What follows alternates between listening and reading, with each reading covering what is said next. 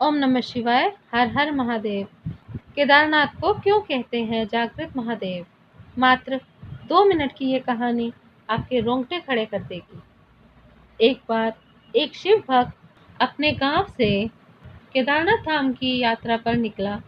पहले यातायात की सुविधाएं तो नहीं थी। वह पैदल ही निकल पड़ा।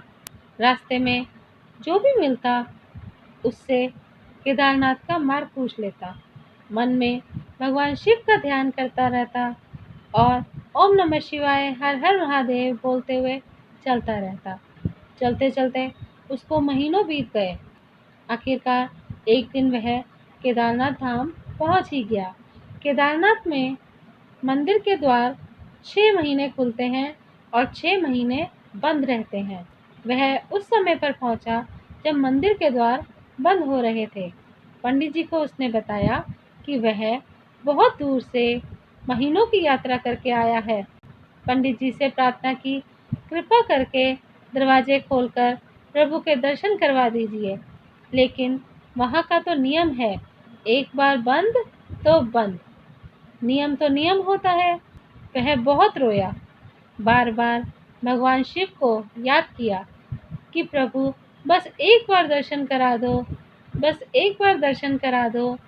वह प्रार्थना कर रहा था सभी से, लेकिन किसी ने भी नहीं सुनी।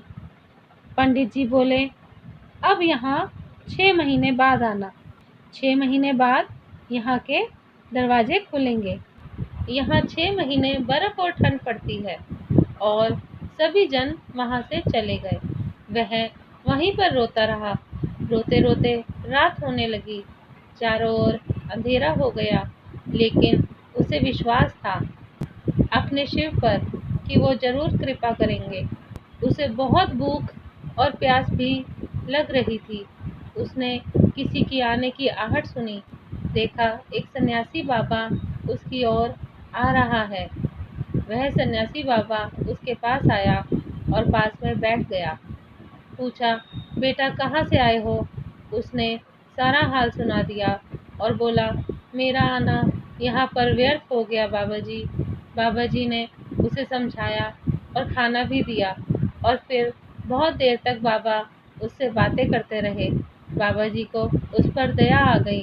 वह बोले, बेटा मुझे लगता है सुबह मंदिर ज़रूर खुलेगा, तुम दर्शन ज़रूर करोगे। बातों बातों में इस भक्त को न जाने कब नींद आ गई। सूर्य के मध्यम प्रकाश के साथ भक्त की आंख खुली। उसने इधर उधर बाबा को देखा, किंतु वह कहीं नहीं थे। इससे पहले कि वह कुछ समझ पाता, उसने देखा पंडित जी आ रहे हैं अपनी पूरी मंडली के साथ। उसने पंडित जी को प्रणाम किया और बोला, कल तो आपने कहा था मंदिर 6 महीने बाद खुलेगा और इस बीच यहाँ पर कोई भी नहीं आएगा, लेकिन आप तो सुबह ही आ गए। पंडित जी ने उसे गौर से देखा, पहचानने की कोशिश की और पूछा, तुम वही हो जो मंदिर का द्वार बंद होने पर आए थे, जो मुझे मिले थे, 6 महीने होते ही वापस आ गए? उस आदमी ने आश्चर्य से कहा, नहीं, मैं कहीं नहीं गया। कल ही तो आप मिले थे। रात में मैं यहीं सो गया था, मैं कहीं नहीं गया। अब पंडित जी के आश्चर्य का ठिकाना नहीं था। उन्होंने कहा, लेकिन मैं तो 6 महीने पहले मंदिर बंद करके गया था और आज 6 महीने बाद आया हूँ। तुम 6 महीने तक यहाँ पर जिंदा कैसे रह सकते हो? पंडित जी और सारी मंडली हैरान थी। इतनी सर्दी में एक अकेला व्यक्ति कैसे 6 महीने तक जिंदा रह सकता है? तब उस भक्त ने उनको सन्यासी बाबा के मिलने और उसके साथ की गई सारी बातें बता दी कि एक सन्यासी आया था, लंबा था, बड़ी बड़ी जटाएं, एक हाथ में त्रिशूल और एक हाथ में डमरू लिए वृक्षाला पहने हुए था। पंडित जी और सब लोग उसके चरणों में गिर गए। बोले, हमने तो जिंदगी लगा दी, किंतु प्रभु के दर्शन ना पा सके। सच्चे भक्त तो तुम हो। तुमने तो साक्षात भगवान शिव के दर्शन किए हैं। उन्होंने ही अपनी योग माया से तुम्हारे 6 महीने को एक रात में परिवर्तित कर दिया, कालखंड को छोटा कर दिया।